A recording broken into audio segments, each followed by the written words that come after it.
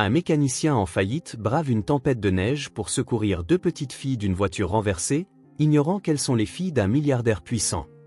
Avant de commencer l'histoire, n'oubliez pas de laisser un like et de vous abonner à la chaîne pour voir plus d'histoires comme celle-ci.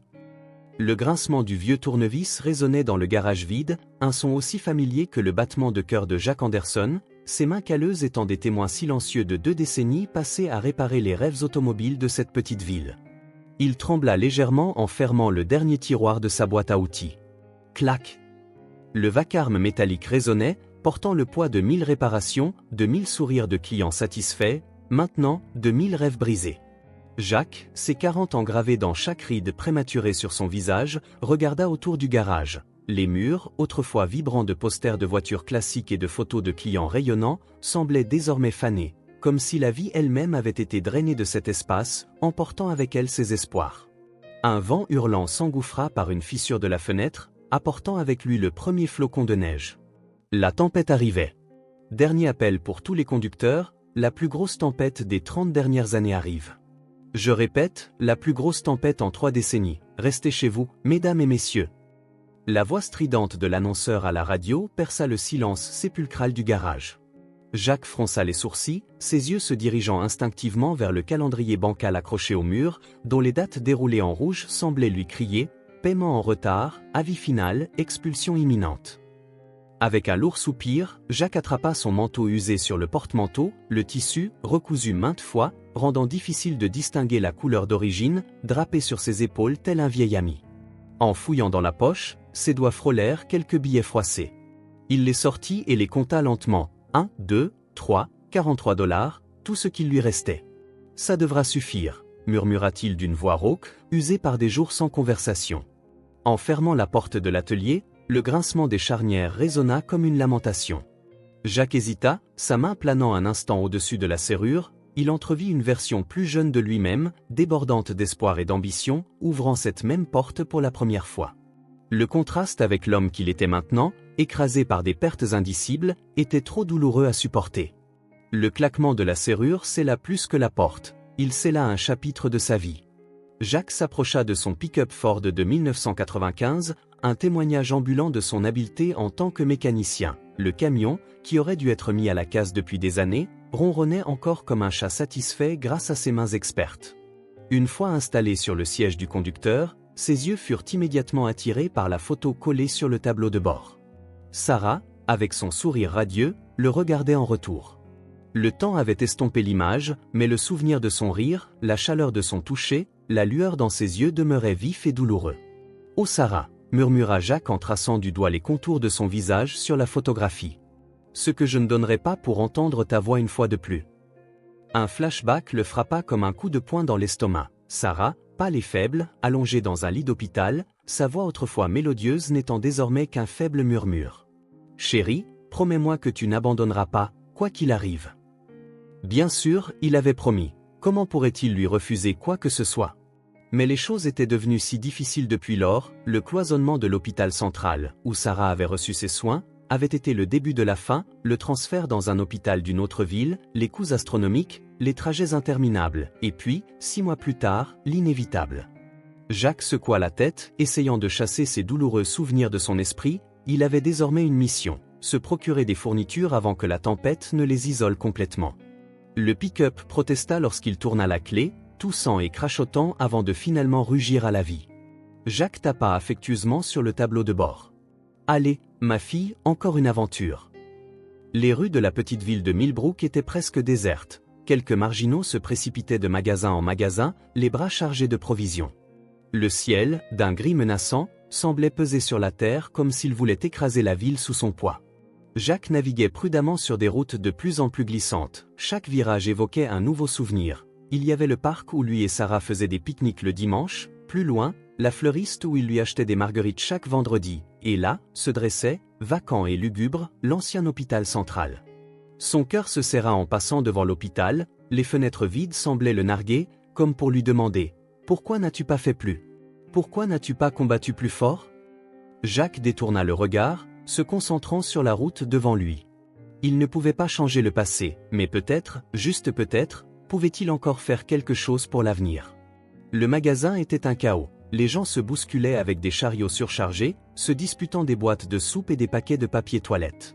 Jacques errait dans les allées tel un fantôme, ne prenant que l'essentiel, quelques boîtes de soupe, une miche de pain, des bougies. En attendant dans la file à la caisse, son regard tomba sur une petite boîte de chocolat. Sarah adorait les chocolats. Sur un coup de tête, il la saisit, l'ajoutant à son modeste panier. « Ça fera 41,75 $, monsieur », dit la jeune caissière, son visage un masque d'épuisement. Jacques tendit les billets froissés, recevant quelques pièces en retour. Il les regarda dans sa paume, 25 $, tout ce qui se dressait entre lui et la faillite totale. En sortant du magasin, le vent mordant le frappa comme une gifle et la neige tombait désormais lourdement, transformant le monde en un flou blanc. Jacques serra davantage son manteau, se précipitant vers son pick-up, une fois de plus installé dans le refuge relatif de son vieux camion. Jacques laissa échapper un soupir tremblant. Le poids de tout cela, le garage fermé, les factures impayées, la solitude écrasante qui menaçait de l'étouffer. Ses yeux se portèrent de nouveau sur la photo de Sarah, son sourire figé dans le temps semblant le défier de continuer, de ne pas abandonner. « Je l'ai promis, n'est-ce pas ?» murmura Jacques d'une voix serrée. « J'ai promis que je n'abandonnerai pas. » Avec une résolution renouvelée, il démarra le moteur, le pick-up grogna en réponse, comme s'il partageait sa détermination. Alors qu'il manœuvrait à travers des rues désormais presque invisibles sous la neige, Jacques fit un vœu silencieux, non seulement à Sarah, mais aussi à lui-même. Il survivrait à cette tempête, tout comme il avait survécu à toutes les autres tempêtes que la vie lui avait jetées, et peut-être, juste peut-être, lorsque la neige fondrait, il trouverait un nouveau départ. La radio grésilla de nouveau, la voix de l'annonceur presque noyée par le vent hurlant, les conditions se détériorant à chaque minute.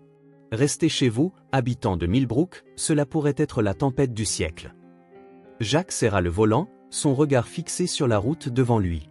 La tempête de neige pouvait être la pire en 30 ans, mais il avait déjà affronté ses propres tempêtes intérieures, avec 1,25 $ dans sa poche, un camion plus rouille que métal et le souvenir d'une promesse faite à Sarah. Jack Anderson s'éloigna dans l'inconnu. La tempête ne faisait peut-être que commencer, mais pour lui, ce n'était qu'un autre chapitre d'une histoire de survie qu'il était déterminé à continuer d'écrire. Le doux ronronnement du moteur du Range Rover était presque inaudible à l'intérieur de l'habitacle luxueusement isolé. Emma Williams, ses yeux bleus perçants de 5 ans, regardait les flocons tourbillonnant à travers la vitre teintée, fascinée par les motifs hypnotiques qu'ils formaient contre le ciel gris et tumultueux. « Amy, raconte-moi encore l'histoire du lapin magique. » La voix aiguë de Lily, qui venait d'avoir 3 ans, perça le silence, ses petites mains potelées tirant sur la manche du manteau en cachemire de sa grande sœur. Emma sourit d'un sourire empreint d'une maturité bien au-delà de son âge. « D'accord, Lily, mais tu dois promettre de rester silencieuse pendant que Suzanne conduit. »« D'accord, » répondit celle à l'avant. Suzanne Alvarez, 28 ans, la nounou des filles depuis presque 2 ans, jeta un regard reconnaissant dans le rétroviseur, ses mains agrippant le volant en cuir, les jointures blanches de tension, alors qu'elle naviguait sur une route de plus en plus périlleuse. « Il était une fois, » commença Emma, imitant les tons mélodieux dont elle se souvenait de sa mère, « il était une fois un petit lapin blanc qui vivait dans la forêt enchantée. » Pendant ce temps, Suzanne luttait contre l'angoisse grandissante dans sa poitrine. La tempête, qui avait commencé comme une légère chute de neige, s'était transformée en un rideau blanc impénétrable. Le GPS dernier cri sur le tableau de bord clignotait inutilement, incapable de trouver un signal. D'une main tremblante, Suzanne saisit son téléphone pour la 10e fois en 20 minutes. Pas de signal, jura-t-elle doucement en espagnol, regrettant immédiatement et espérant que les filles n'avaient pas entendu. Monsieur Williams, veuillez répondre, murmura-t-elle en composant à nouveau le numéro du père des filles. Michael Williams, un milliardaire magnate de la technologie et père célibataire réticent, était en réunion d'affaires à l'autre bout du monde. Suzanne savait qu'il répondait rarement aux appels pendant ces réunions, mais c'était une urgence. Ils auraient dû arriver à la maison de campagne il y a des heures, mais la tempête avait tout retardé. À l'arrière, inconsciente du danger croissant, Emma poursuivit son histoire. Et puis, le lapin magique sauta si haut que ses oreilles duveteuses effleurèrent les nuages. Et tu sais ce qui s'est passé ? Lily secoua la tête, les yeux grands ouverts d'anticipation, serrant fort son nounours. Les nuages étaient faits de barbe à papa, s'exclama Emma, chatouillant le ventre de sa sœur et provoquant un éclat de rire. Malgré la situation, Suzanne ne put s'empêcher de sourire légèrement. Les sœurs Williams étaient de véritables rayons de soleil, illuminant même les jours les plus sombres par leur innocence et leur joie. Depuis le décès de Catherine Williams il y a 2 ans, elles étaient devenues encore plus proches, Emma assumant instinctivement le rôle de protectrice envers sa sœur cadette. Un brusque secouement fit disparaître le sourire de Suzanne. Le Range Rover glissa dangereusement et elle lutta pour garder le contrôle. La fillette cria plus d'excitation que de peur, pensant que cela faisait partie d'un jeu. « Tout va bien, n'est-ce pas ?» leur assura-t-elle, son accent espagnol se faisant plus prononcé sous la tension. Ce n'était qu'un petit obstacle, mais ce n'est pas acceptable. La visibilité était presque nulle et la circulation devant était complètement à l'arrêt. Des klaxons impatients retentissaient à travers la neige, ajoutant à la cacophonie stressante. C'est alors que Suzanne prit la décision qui changea tout. « Les filles, nous allons partir pour une petite aventure », annonça-t-elle, forçant un ton enjoué dans sa voix. « Nous prenons un raccourci secret. » Emma fronça les sourcils, son intuition aiguisée percevant la tension de la nounou, mais Suzanne continua. « Papa dit toujours de ne pas quitter la route principale. » Suzanne déglutit. Emma avait raison, bien sûr, Michael Williams est un homme aux habitudes et aux règles strictes, mais que s'attendait-il à ce que nous fassions? Rester coincés sur la route pendant des heures, peut-être toute la nuit, lors d'une tempête record? Parfois, Emma, nous devons être courageuses et essayer de nouvelles choses, expliqua-t-elle en manœuvrant soigneusement le SUV vers une sortie presque dissimulée par la neige. C'est comme dans l'histoire du lapin magique, où il a dû sauter très haut pour découvrir les nuages en barbe à papa, non? Emma hocha lentement la tête, pas entièrement convaincue, mais prête à faire confiance à l'adulte responsable. La route secondaire était encore plus périlleuse. Des arbres chargés de neige se penchaient de manière menaçante sur le chemin, leurs ombres créant des formes fantomatiques dans la blancheur aveuglante. Suzanne réduisit sa vitesse, ses yeux peinant à distinguer la route du fossé. À l'arrière, Emma reprit ses récits pour Lily, cette fois en inventant de nouvelles aventures pour le lapin magique. Sa voix douce offrait un contrepoint surréaliste au vent hurlant à l'extérieur, et le lapin découvrit une grotte secrète faite entièrement de cristaux étincelants. Encore une fois, Suzanne essaya son téléphone, rien. La panique commença à s'emparer de sa poitrine. Et si elle avait commis une terrible erreur? Et si un mouvement soudain dans le coin de son œil la faisait brusquer le volant, qu'une biche, effrayée par l'approche silencieuse du SUV, sauta sur la route? Suzanne appuya brusquement sur les freins, mais il était trop tard. Le monde tourna au ralenti, les cris des enfants, l'impact assourdissant, la sensation de chute, puis le silence. Quand Suzanne reprit conscience, la première chose qu'elle remarqua fut le froid mordant, la deuxième, les sanglots doux venant de l'arrière. « Emma !» Lily, appela-t-elle d'une voix rauque. La voix tremblante d'Emma répondit, « Lily pleure, je pense qu'elle est blessée. » Suzanne tenta de bouger, mais une douleur aiguë la paralysa.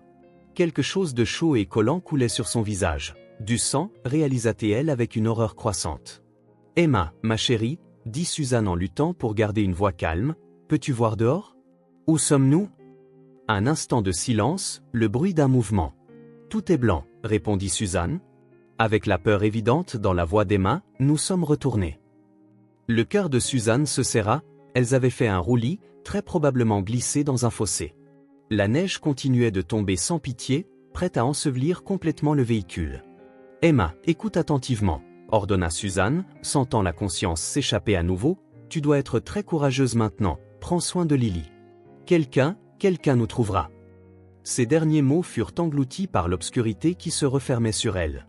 À l'arrière, Emma s'accrochait à Lily, les larmes gelant sur ses joues. « Ne pleure pas, Lily, » murmura-t-elle d'une voix tremblante, « souviens-toi de ce que maman disait toujours. Les anges gardiens veillent toujours sur nous, quelqu'un viendra, je te le promets. » Et ainsi, les deux petites sœurs Williams, perdues dans l'immense blancheur, attendaient un miracle, un ange gardien, quelqu'un pour les sauver de la tempête déchaînée autour d'elles.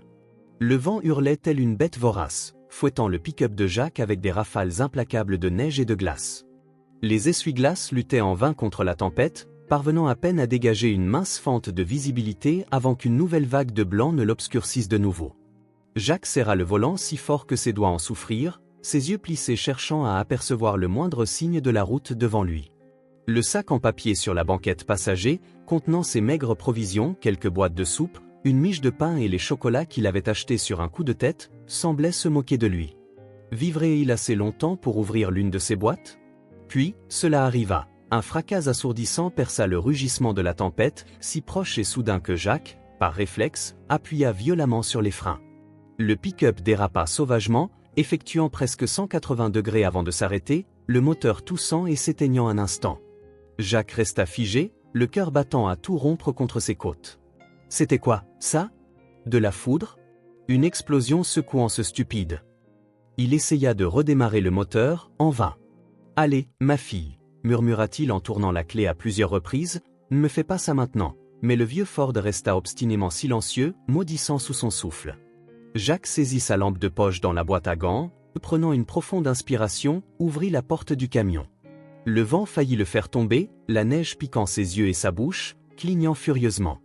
Il leva la lampe, dont les faisceaux fendaient le rideau blanc. C'est alors qu'il les vit, des traces dans la neige. Ce n'étaient pas des empreintes, mais plutôt de profonds sillons, comme si quelque chose de grand et lourd avait glissé.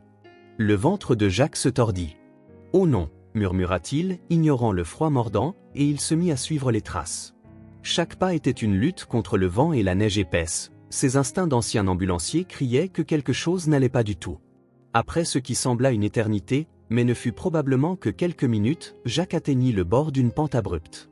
Poinçant la lampe vers le bas, son cœur faillit s'arrêter. En dessous, partiellement enseveli dans la neige, se trouvait un Range Rover renversé. « Merde !» jura Jacques, l'adrénaline déferlant dans ses veines. Sans hésiter, il commença à descendre, glissant et dérapant sur la pente traîtresse. Arrivé au véhicule, Jacques écarta frénétiquement la neige de la fenêtre du conducteur. Ce qu'il vit le fit halter, une jeune femme, peut-être dans la vingtaine, pendue immobile par sa ceinture de sécurité, le sang figé sur son visage pâle. « Tu m'entends » cria Jacques en frappant la vitre. Aucune réponse.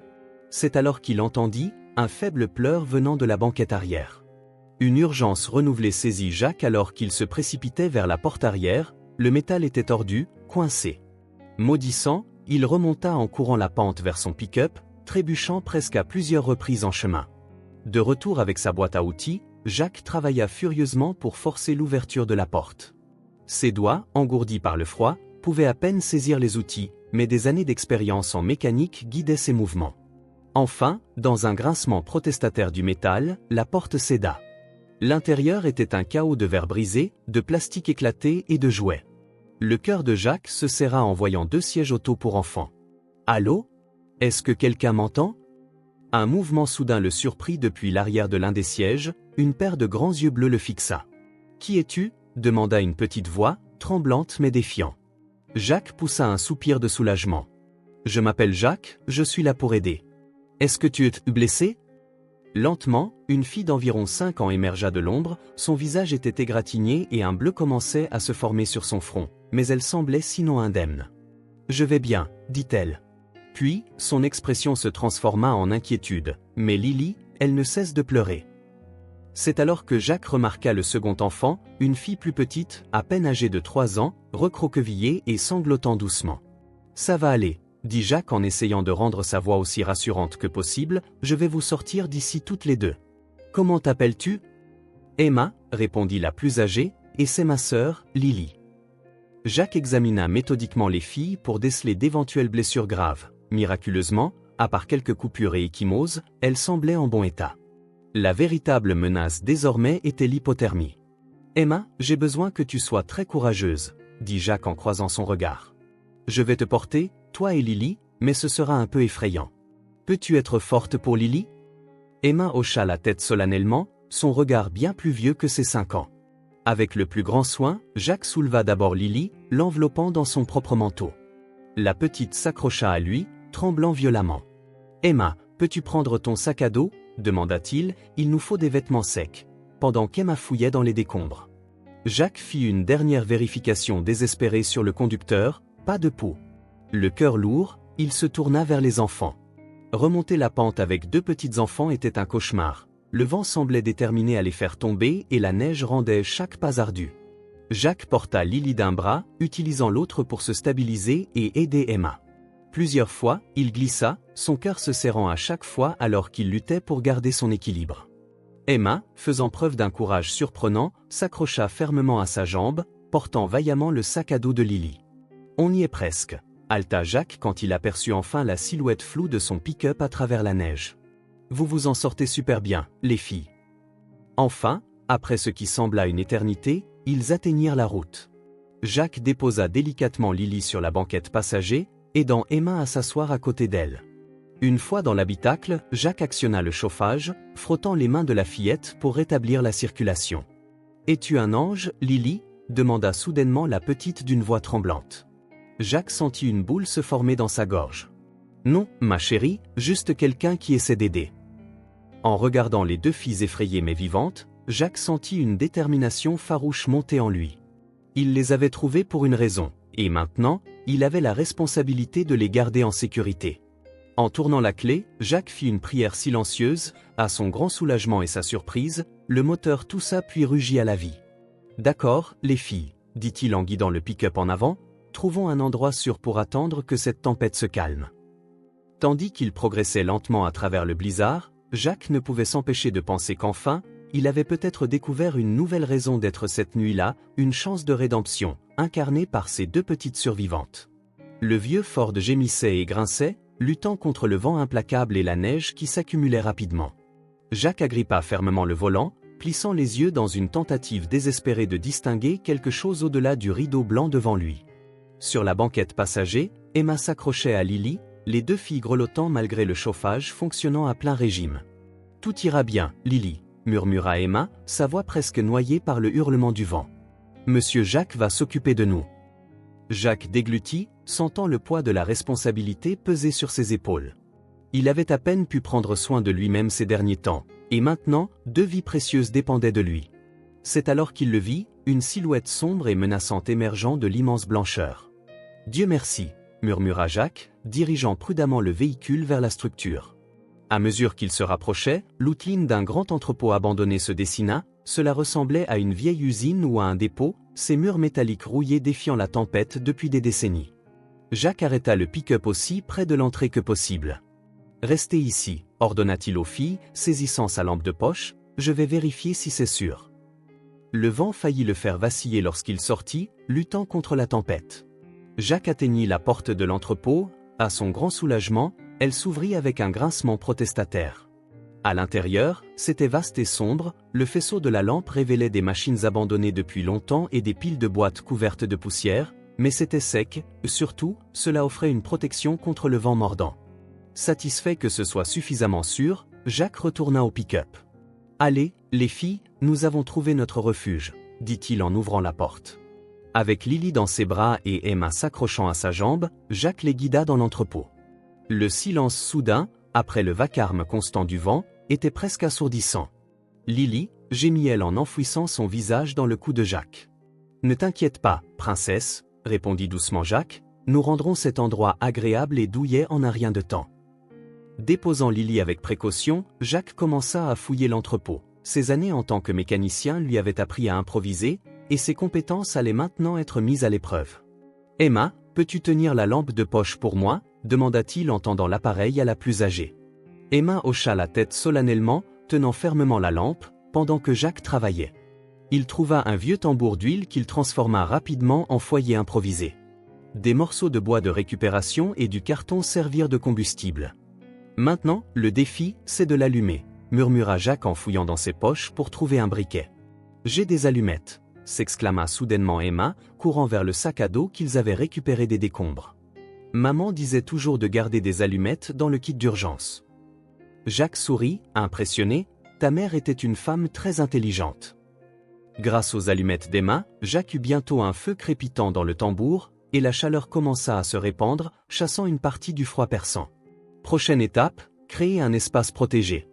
Jacques trouva quelques vieilles bâches et des cordes qu'il utilisa pour monter une tente de fortune autour du foyer. « Waouh » murmura Lily, les yeux grands ouverts en regardant les flammes dansantes, c'est comme le camping.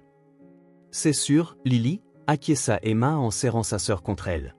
Jacques ressentit une pointe de chagrin en voyant comment les sœurs interagissaient. Emma, à peine âgée de 5 ans, montrait une maturité bien au-delà de son âge.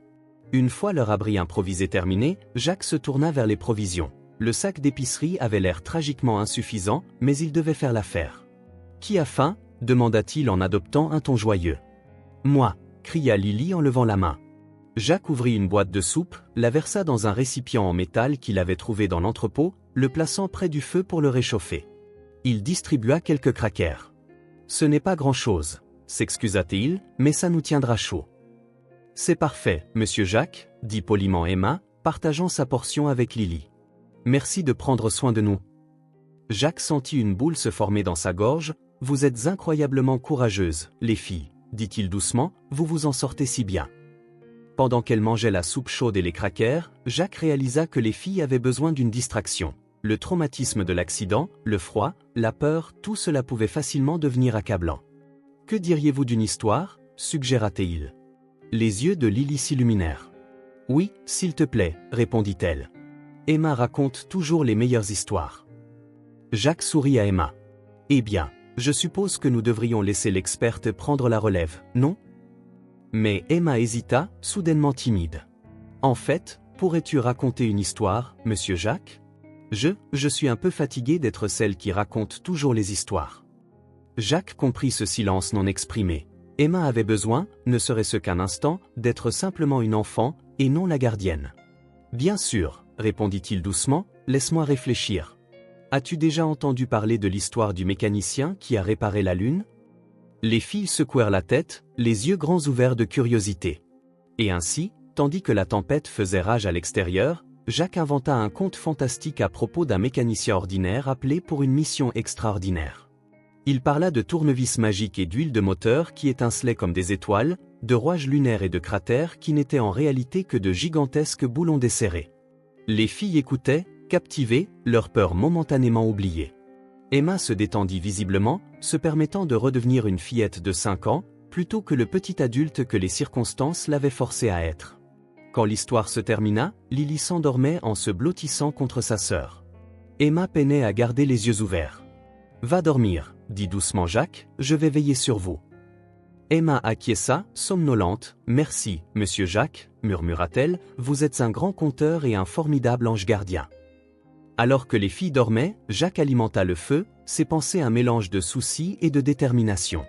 Dehors, la tempête faisait encore rage sans pitié, mais ici, dans ce petit refuge improvisé, il y avait chaleur, sécurité, et de manière surprenante, un sentiment de but que Jacques n'avait pas ressenti depuis longtemps.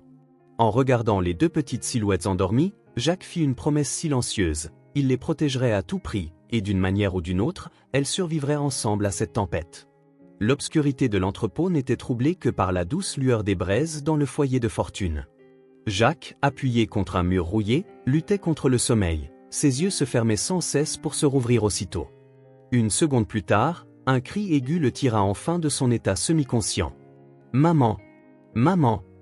Lily se débattait dans son sommeil, des larmes coulant sur ses joues potelées. Emma fut aussitôt alerte, tirant sa petite sœur contre elle. « Chut, Lily, ça va !» murmura Emma, sa voix tremblante légèrement, « je suis là. » Jacques regarda, le cœur serré, tandis qu'Emma commençait à chanter doucement, c'était une berceuse simple, celle qu'il reconnaissait vaguement. « Brille, brille, petite étoile. Comme je me demande ce que tu es. Là-haut dans le ciel. Comme un diamant dans le ciel. » La voix d'Emma, bien que jeune et légèrement fausse, était remplie d'amour et de sollicitude. Peu à peu, les sanglots de Lily s'atténuèrent et elle se rendormit paisiblement. « C'était la chanson préférée de maman, » dit Emma doucement en remarquant le regard de Jacques. Elle la chantait toujours quand nous avions des cauchemars. Jacques se rapprocha, prenant soin de ne pas déranger Lily. « Tu prends tellement bien soin de ta sœur, Emma, » dit-il doucement. « Ça doit être dur parfois. » Haussa Emma les épaules, mais Jacques pouvait voir le fardeau peser sur ses petites épaules. « Quelqu'un doit le faire, » répondit-elle, paraissant bien plus âgée que ses 5 ans. « Papa, il est toujours occupé, » pensa Jacques, une vague de colère montant en lui face à l'absence du père. Comment peut-on négliger des enfants aussi précieux ? Gardant sa voix neutre, il ajouta, « Tu veux en parler ? » « Papa travaille beaucoup, » dit-elle. « Il dit que c'est pour nous offrir une belle vie, » continua-t-elle, puis fit une pause, se mordant la lèvre. « Parfois, je pense qu'il ne veut tout simplement pas être à la maison. » Jacques acquiesça avec empathie. « Tu sais, quand j'étais enfant, mon père m'a appris que raconter des histoires drôles peut aider quand on est triste. Tu veux en entendre une ? » Emma hocha la tête avec enthousiasme, et même Lily, qui s'était réveillée en silence, regardait avec curiosité. Jacques sourit et commença. « Quand j'avais à peu près ton âge, Emma, j'ai décidé que je voulais être un super-héros. » Il leur raconta comment il avait attaché une serviette rouge autour de son cou en guise de cape et était parti sauver le monde, sa première mission, sauver le chat du voisin coincé dans un arbre. Malheureusement, le petit Jacques s'était retrouvé lui aussi coincé dans l'arbre avec le chat, et les pompiers durent les secourir tous les deux. Les deux filles rirent, leur gloussement résonnant dans l'entrepôt vide. C'était la première fois que Jacques les entendait rire depuis l'accident, et ce son réchauffa son cœur plus que n'importe quel feu ne pourrait le faire. Encouragé, Jacques partagea d'autres anecdotes de son enfance. Le moment où il avait essayé de faire des crêpes et s'était retrouvé avec de la farine sur le plafond, ou lorsque lui et ses amis avaient construit un vaisseau spatial en carton et avaient été déçus de ne pas pouvoir réellement voler jusqu'à la Lune. Chaque histoire apportait plus de rire, plus de sourires. Emma se détendit visiblement, se laissant redevenir une fillette de 5 ans, plutôt que le petit adulte que les circonstances l'avaient forcée à être. « Monsieur Jacques », demanda Lily entre deux rires, « veux-tu toujours être un super-héros » Jacques fit semblant de réfléchir. « Eh bien, je suppose qu'en quelque sorte, je le suis toujours. Après tout, j'ai sauvé 2 princesses d'un château de glace, n'est-ce pas ?» Les filles éclatèrent de rire à nouveau, et Jacques sentit quelque chose fondre en lui. Combien de temps s'était-il écoulé depuis qu'il avait ri ainsi? Combien de temps depuis qu'il s'était senti utile? Au fil de la nuit, la conversation s'adoucit. Emma parla de son école, de comment elle se sentait parfois. Seule, même entourée d'autres enfants, Lily, plus discrète, ajoutait parfois des détails aux histoires d'Emma, les yeux brillants d'adoration pour sa grande sœur. Jacques écoutait attentivement, offrant des mots de réconfort et d'encouragement. Il partagea davantage sur sa propre vie, son travail de mécanicien, les défis qu'il affrontait et les rêves qu'il nourrissait encore. Lorsque les premiers rayons du soleil se glissèrent à travers les fissures des murs de l'entrepôt, Jacques se rendit compte qu'ils avaient passé toute la nuit à discuter. Les fillettes s'étaient finalement endormies, et maintenant Lily tout contre elles avec un air protecteur. En les regardant, ces 2 petites silhouettes, Jacques ressentit quelque chose qu'il n'avait pas éprouvé depuis longtemps, de l'espoir. D'une façon ou d'une autre, au milieu d'une des pires tempêtes qu'il ait jamais connues, tant sur le plan littéral que figuré, il avait trouvé un lien. Ces fillettes, avec leur résilience et leur innocence, avaient touché une partie de lui qu'il croyait morte depuis longtemps. Pendant un instant, Jacques s'autorisa à imaginer un avenir différent, un avenir où il ne serait pas seul, où il aurait un but au-delà de la simple survie quotidienne. Cette pensée était à la fois terrifiante et grisante. Secouant la tête, Jacques se leva en silence pour s'occuper du feu. Dehors, la tempête faisait toujours rage, et de nombreux défis restaient à venir.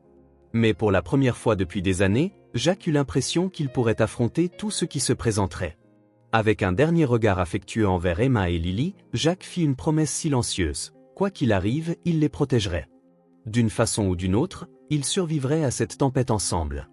Et peut-être qu'en faisant cela, ils trouveraient tous la famille dont ils avaient tant besoin. Michael Williams, PDG de Williams Tech, était en pleine présentation cruciale lorsque son smartphone se mit à vibrer avec insistance. En temps normal, il l'aurait ignoré. Après tout, des milliards étaient en jeu dans cette réunion, mais quelque chose le poussa à regarder. Le nom qui clignotait sur l'écran le glaça, « Maison Urgence ». « Messieurs, je vous prie de m'accorder un instant, » dit-il, d'une voix qui ne trahissait aucune émotion, alors qu'il se levait de la table de conférence en acajou poli. Dans le couloir, à l'abri des regards curieux des dirigeants et investisseurs, Michael répondit à l'appel. La voix affolée de sa gouvernante, Madame Patel, le frappa comme un coup de poing. Monsieur Williams, les filles, le SUV, le blizzard. Le monde de Michael s'effondra en quelques secondes. Ses filles, Emma et Lily, étaient portées disparues dans la pire tempête depuis 30 ans. De retour dans la salle de conférence, Michael se souvint à peine de ce qu'il dit, quelque chose à propos d'une urgence familiale. Les mots « milliards »,« contrat » perdirent tout leur sens. En quelques minutes, il était dans son jet privé, filant vers la maison, la tempête faisant violemment tanguer l'appareil durant le vol turbulent. Des flashbacks le tourmentaient. Emma, 3 ans, courant dans ses bras quand il rentrait du travail. Lily, nouveau-née, ses minuscules doigts agrippant son pouce avec une force surprenante. Et Catherine, sa femme, son havre de paix, qui souriait radieusement en les regardant. Puis la maladie, le diagnostic dévastateur, les mois de traitement qui semblaient durer des années, et enfin le silence assourdissant après le décès de Catherine. Michael ferma les yeux, comme s'il pouvait verrouiller ses souvenirs, mais il l'assaillait sans relâche. Emma, alors âgée de 4 ans, demandant quand sa maman reviendrait. Lily, inconsolable, refusant de dormir sans la berceuse de Catherine. Et lui, fuyant la réalité, se noyant dans le travail, développant l'entreprise, amassant plus de richesses, comme si l'argent pouvait combler le vide laissé par Catherine. Lorsque l'avion atterrit enfin, Michael fut accueilli par une équipe de crise déjà mobilisée. rapport préliminaire, carte de la région, prévision météo, tout n'était qu'un brouillard confus. Monsieur, commença un Ned d'un ton hésitant. Les équipes de secours sont prêtes, mais... Mais quoi? Gronda Michael, la patience épuisée. Le blizzard, monsieur?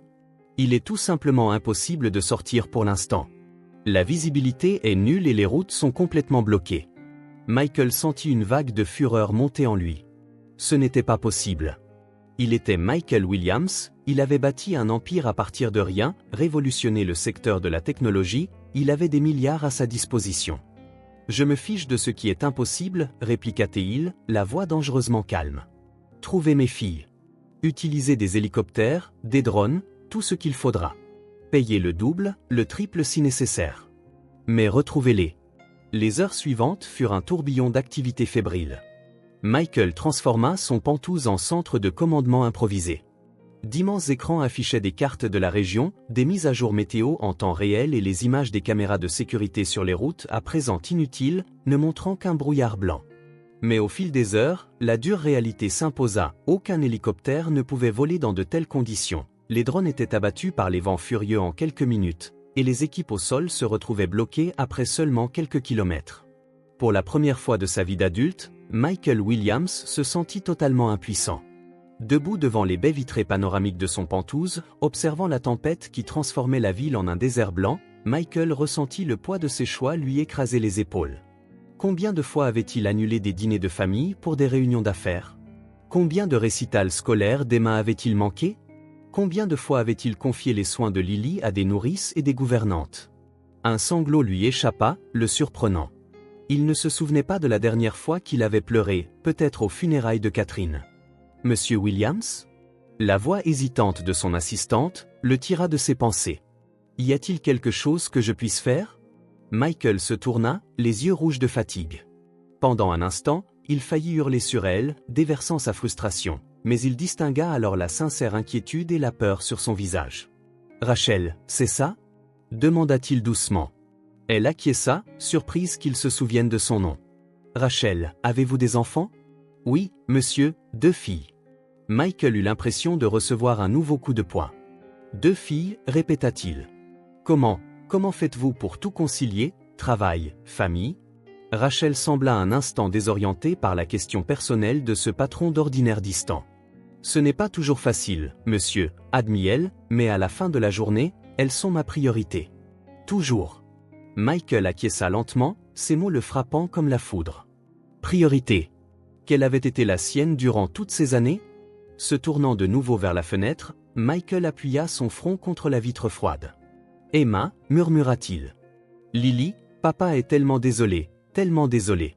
Il ferma les yeux un instant, imaginant qu'il pouvait voir à travers le blizzard et localiser ses filles à la seule force de sa volonté. Mais la tempête poursuivait sa course, indifférente à son pouvoir ou à sa richesse. « Rachel, dit-il enfin, la voix rauque, annulez tous mes rendez-vous pour les prochaines semaines. Et apportez-moi tous les dossiers que nous avons sur l'ancien hôpital central, celui qu'on a fermé il y a 2 ans. » Rachel sembla perplexe, mais acquiesça. « Oui, monsieur. » Autre chose? Michael fixa à nouveau la tempête furieuse. « Oui. Priez.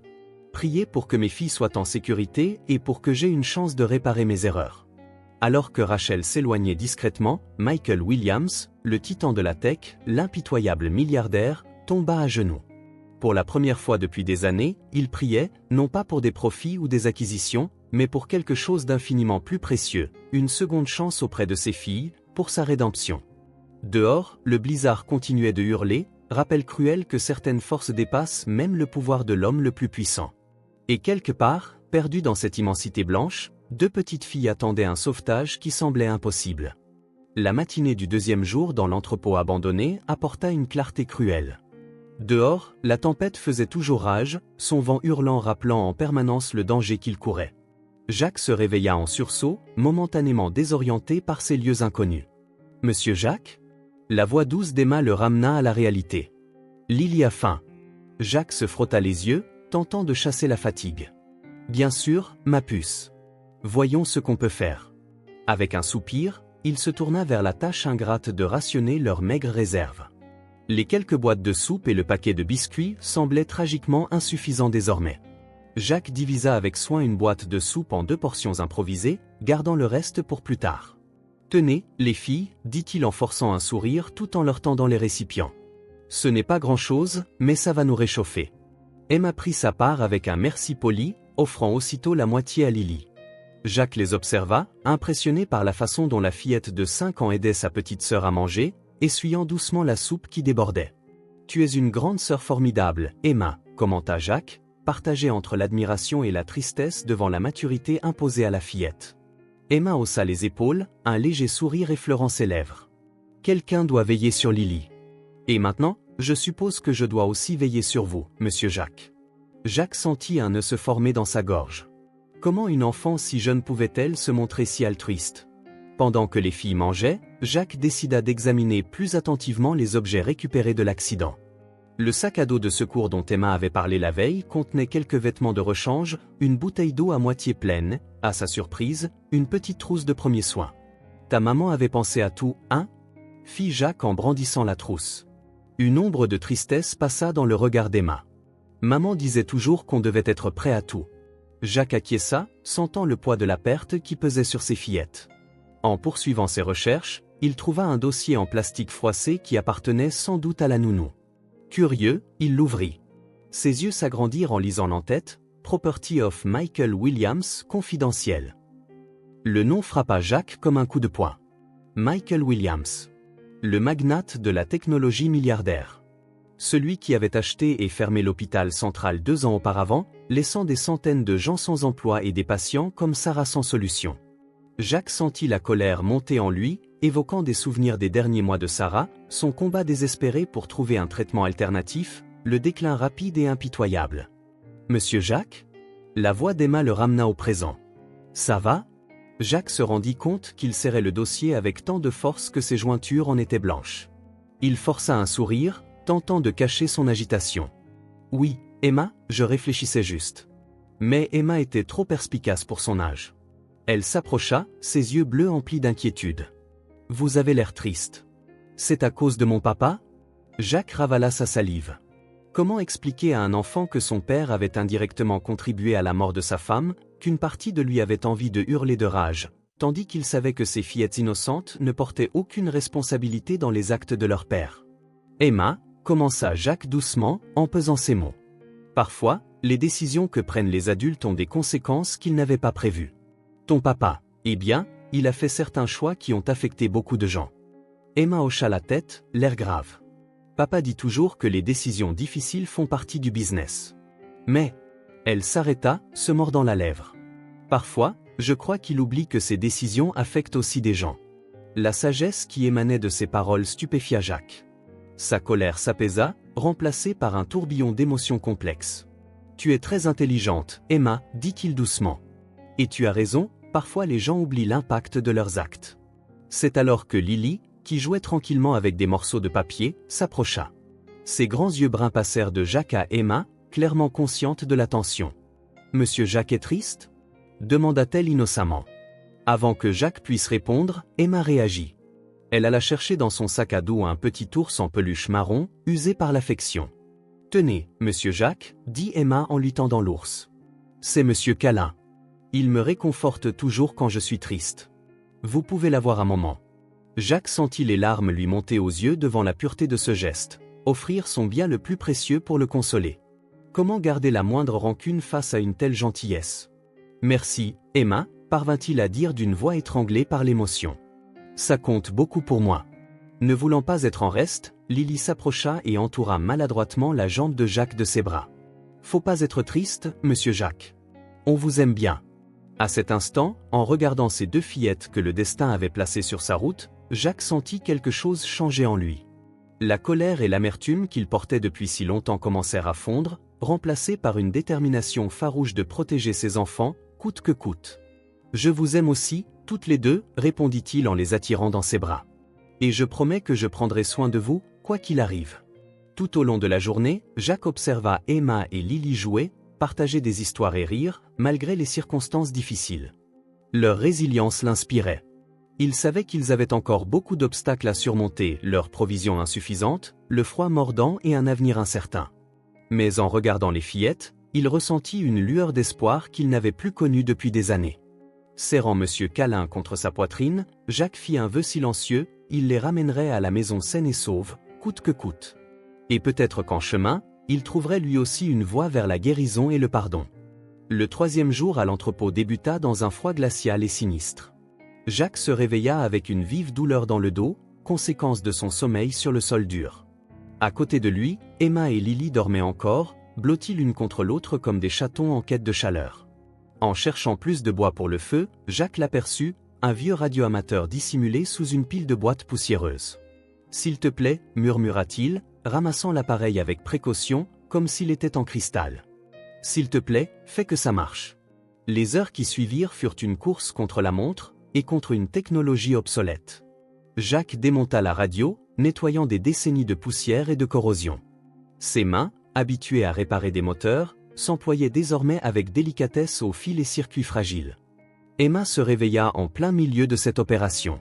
Ses yeux encore ensommeillés s'agrandirent en voyant Jacques concentré à ce point. « Monsieur Jacques » appela-t-elle doucement. « C'est quoi » Jacques leva les yeux, un sourire fatigué sur les lèvres. « Ça, Emma, ça pourrait être notre salut. C'est une radio. Si on parvient à la réparer, on pourra appeler à l'aide. » Les yeux d'Emma se mirent à briller d'un nouvel espoir. « Je peux aider ?»« Bien sûr que tu peux, » répondit Jacques. « J'ai justement besoin d'une assistante, quelqu'un d'intelligent et de courageux. Tu connaîtrais quelqu'un comme ça ?» Emma rit, son rire résonnant dans l'espace vide. « Moi, je peux être ton assistante. » Ainsi, tandis que Lily dormait encore, Emma devint l'assistante officielle de Jacques. Elle tenait une lanterne de fortune, une boîte vide avec un bout de bougie, lui tendait les outils, surtout, maintenait son moral à flot grâce à ses questions curieuses et à ses observations avisées. « Monsieur Jacques » demanda Emma au bout d'un moment, « comment avez-vous appris à réparer les choses ?» Jacques sourit, se remémorant des temps plus simples. « Mon père m'a tout appris » répondit-il. Il disait toujours que comprendre comment fonctionne quelque chose est la première étape pour réparer ce qui est cassé, pas seulement les machines, mais tout dans la vie. Emma hocha la tête, l'air songeur. « Comme les cœurs brisés ?» Jacques s'arrêta, surpris par la profondeur de sa question. « Oui, Emma. Exactement comme les cœurs brisés. » Les heures s'égrenèrent, rythmées par le vacarme constant du vent dehors et par les jurons occasionnels de Jacques lorsqu'il rencontrait un obstacle. Lily se réveilla finalement et les rejoignit, curieuse du projet. « Qu'est-ce que vous faites » demanda-t-elle en se frottant les yeux. « On répare une radio magique » expliqua Emma, le visage sérieux. « Elle va nous aider à parler aux anges gardiens qui sont dehors. » Jacques ne put s'empêcher de sourire devant l'explication d'Emma. En un sens, elle n'avait pas tort. Enfin, après ce qui sembla une éternité, Jacques effectua la dernière connexion. Le cœur battant, il alluma l'appareil. Il n'y eut d'abord qu'un grésillement statique. La déception fut cruelle. Jacques sentit un nœud dans sa gorge, il avait échoué, il avait donné de faux espoirs aux filles. Mais soudain, « Équipe de secours ? Y a-t-il quelqu'un sur cette fréquence ?» La voix, bien que faible et presque noyée dans les parasites, résonna comme de la musique aux oreilles de Jacques. « Ici !» cria Jacques dans la radio. « Je m'appelle Jacques Anderson, je suis avec 2 enfants, nous avons besoin d'aide. » Les minutes suivantes furent un tourbillon d'agitation. Jacques tenta de décrire leur emplacement du mieux qu'il pouvait, conscient que chaque mot pouvait faire la différence entre le sauvetage et la catastrophe. « Reçu, monsieur Anderson » répondit finalement la voix. « Restez sur cette fréquence. Nous sommes en train de trianguler votre position. Les secours sont en route. » Lorsqu'il posa finalement la radio, les mains de Jacques tremblaient. Il regarda Emma et Lily, qu'il observait avec un mélange d'espoir et de crainte. « Ils vont nous trouver » demanda Emma d'une voix hésitante. Jacques acquiesça, les attirant toutes deux dans une étreinte serrée. « Oui, ma chérie, ils vont nous trouver. » Le premier soulagement laissa cependant place à une nouvelle anxiété. Le blizzard sévissait toujours dehors, rappel constant des difficultés que l'équipe de secours devrait affronter. Pour distraire les filles, et lui-même, de l'angoisse, Jacques proposa un jeu de devinettes. « Je pense à quelque chose de bleu » commença-t-il. « Le ciel » s'écria Lily immédiatement. Jacques sourit. « Bien essayé, Lily, mais je ne peux pas vraiment voir le ciel en ce moment, pas vrai ?» Emma fronça les sourcils, pensive. « Je sais, l'écharpe de Lily. »« Exactement. » applaudit Jacques. « À ton tour, Emma. » Le jeu se poursuivit, les filles rivalisant d'imagination. Mais au fil des heures, Jacques remarqua qu'Emma s'assombrissait, ses yeux revenant sans cesse sur la radio silencieuse. « Tout va bien, Emma ?» demanda-t-il doucement. Emma se mordit la lèvre. « Monsieur Jacques, et s'il ne nous trouve pas ?» La question flotta dans l'air, lourde et effrayante. Jacques savait qu'il devait être honnête, mais aussi rassurant. « Emma, répondit-il doucement, souviens-toi quand on réparait la radio. Ça paraissait impossible au début, mais on n'a pas abandonné. Dans la vie, c'est pareil. Parfois, ça semble sans espoir, mais il faut continuer à essayer. » Emma acquiesça lentement. « Comme être un ange gardien ?» Jacques sourit, ému par l'analogie. « Exactement. Et tu sais quoi ? Tu as été un ange gardien incroyable pour Lily et moi. Ton courage et ton aide comptent beaucoup. » Les yeux d'Emma se remplirent de larmes, mais elle sourit avec bravoure. « Je peux continuer à t'aider, monsieur Jacques ? Je ne voudrais personne d'autre à mes côtés, répondit sincèrement Jacques. Quand la nuit tomba, Jacques raviva le feu et distribua le dernier de leur nourriture. Le froid et la faim étaient désormais des compagnons constants, mais l'espoir suscité par la radio les aidait à tenir le coup. Fidèle à sa promesse, Emma resta auprès de Jacques, l'aidant à surveiller la radio et à prendre soin de Lily. Sa résilience et sa maturité continuaient de l'étonner et de l'inspirer. Allongé près du feu, épuisé mais déterminé, le trio attendit. La radio crépitait de temps en temps, livrant quelques nouvelles de l'équipe de secours, chaque message rappelant qu'on ne les avait pas oubliés. Jacques observa les filles, à présent endormies, et formula une prière silencieuse. Quoi qu'il arrive, il les protégerait. Ensemble, ils survivraient à cette tempête. Dehors, le blizzard continuait de faire rage, mais dans l'entrepôt, soutenu par une vieille radio et le courage d'une fillette, la flamme de l'espoir brillait plus intensément que jamais. Dans le Penthouse de Michael Williams, transformé en centre de commandement improvisé, l'atmosphère était électrique. De gigantesques écrans recouvraient les murs, affichant des cartes météo, des images de caméras et des données de recherche en temps réel. L'air était chargé de tension et d'une forte odeur de café.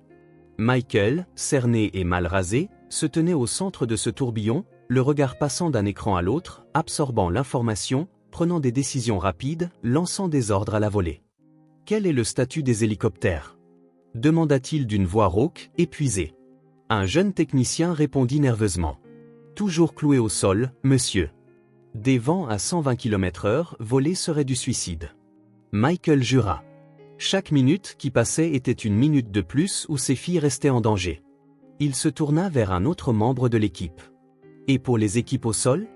Une femme d'âge mûr, arborant un insigne de la défense civile, répondit. « 3 équipes sont bloquées à une vingtaine de kilomètres, monsieur.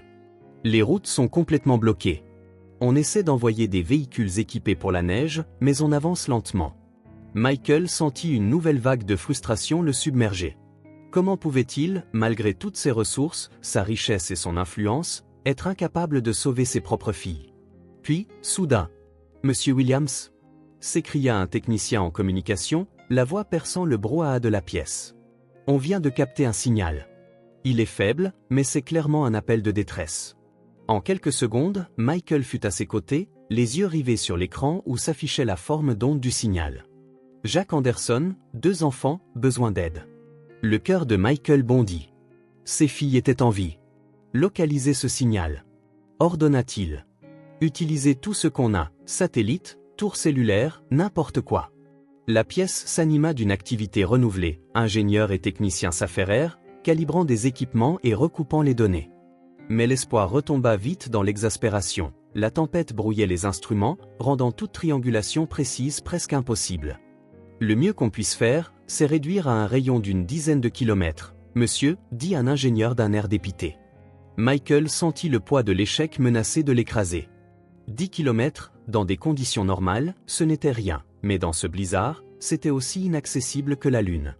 Frustré, il s'éloigna des écrans pour se poster devant la fenêtre. Dehors, la ville qu'il avait autrefois dominée était méconnaissable, changée en un désert blanc et aride. Son reflet dans la vitre le troubla. Qui était cet homme aux yeux hantés et au visage tourmenté? Sûrement pas le titan des affaires, le visionnaire de la tech qu'il s'imaginait. Les souvenirs l'assaillirent. Emma a 3 ans, le suppliant de lui lire une histoire avant de dormir, et lui, promettant demain, parce qu'il était absorbé par un appel pro. Lily faisant ses premiers pas pendant qu'il assistait à une conférence à l'autre bout du monde. Combien de demain avait-il promis? Combien de moments précieux avait-il ratés, toujours le travail en priorité? La voix de Catherine résonna dans sa mémoire. Michael, la vie n'attend pas. Nos filles grandissent, ne rate pas ça. Il avait ignoré ces avertissements, convaincu qu'il bâtissait un legs pour ses filles. Mais à quoi bon un empire s'il perdait ce qui comptait réellement? Monsieur Williams? La voix de Rachel, son assistante, résonna doucement. Le maire est en ligne, il remet en cause la légalité de certaines de nos méthodes de recherche. Michael sentit la colère monter de nouveau. La bureaucratie, toujours cette maudite bureaucratie. Dites-leur, grogna-t-il, de se préoccuper de la légalité après qu'on ait retrouvé mes filles. Rachel hocha la tête, mais hésita avant de sortir. Monsieur, si je puis me permettre, peut-être adopter une approche plus diplomate. On a besoin d'eux de notre côté. Michael s'immobilisa, surpris par la suggestion audacieuse. Dans une autre vie, il aurait renvoyé un employé pour oser le contredire. Mais il soupira, se passant une main sur le visage exténué. Vous avez raison, Rachel. Merci. Organisez une visioconférence avec eux, on trouvera un compromis ensemble. Alors que Rachel partait faire les préparatifs, Michael reporta son attention sur les écrans. Le signal radio de Jacques devenait intermittent, chaque instant de silence était une torture. Tenez bon, mes chéris, murmura-t-il. Papa arrive. Les heures qui suivirent furent une suite de montagnes russes émotionnelles, de petits progrès anéantis par de nouveaux revers. On aurait dit que la nature elle-même s'acharnait à déjouer tous leurs efforts. Tard dans la nuit, éreinté et désespéré, Michael se retrouva seul dans le centre de commandement. Les écrans clignotaient dans la pénombre, rappel constant de la bataille qu'il livrait. Son regard tomba sur une photo d'Emma et Lily, souriantes, un jour ensoleillé au parc. Catherine l'avait prise quelques semaines avant son diagnostic. Michael attrapa la photo, effleurant doucement le visage de ses filles du bout des doigts. « Je suis désolé, murmura-t-il. Désolé de ne pas avoir été là, d'avoir tout raté. Mais je promets, si j'ai une seconde chance, je ferai les choses bien. » À cet instant, comme si l'univers répondait à sa prière, l'une des radios crépita. « Base, ici équipe Alpha. Nous pensons avoir localisé la source du signal. Nous nous en approchons. » Le cœur de Michael s'emballa. C'était peut-être le moment qui allait tout changer. « Bien reçu, équipe Alpha, répondit-il, la voix légèrement tremblante. « Avancez prudemment, et merci. » Alors que l'équipe de secours progressait dans la tempête, Michael Williams se posta devant la fenêtre, scrutant l'extérieur. Les premières lueurs de l'aube commençaient à percer à travers les nuages, comme si la nature elle-même se calmait enfin. Une détermination nouvelle l'envahit. Peu importait ce qui se passerait ensuite, il serait un homme différent, un autre père, celui que ses filles méritaient.